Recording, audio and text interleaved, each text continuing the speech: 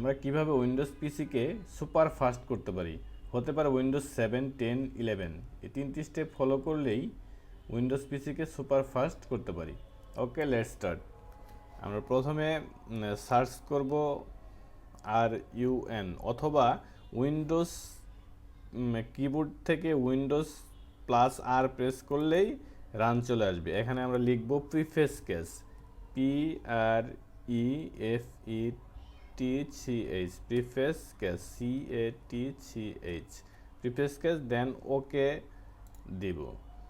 দেন এখানে অনেকগুলো যে প্রিফেস কেস দেখা যাচ্ছে, এগুলাকে কন্ট্রোল এ প্রেস করে দেন আমরা ডিলিট করে দিব।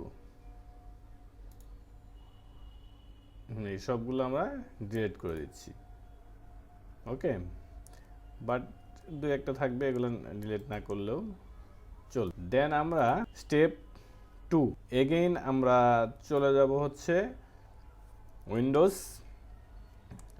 কিবোর্ড থেকে উইন্ডোজ আর চাপবো অথবা সার্চে যে লিখবো RUN, দেন রানে ক্লিক দিব। দেন এখানে এগেইন লিখবো হচ্ছে পার্সেন্টেজ, দেন TEMP, এগেইন পার্সেন্টেজ, দেন আমরা ওকে তে ক্লিক দিব। এই টেম্প ফাইলগুলো দেখা যাচ্ছে, এগুলোকে কন্ট্রোল এ চাপে সবগুলোকে ডিলিট করে দিতে হবে।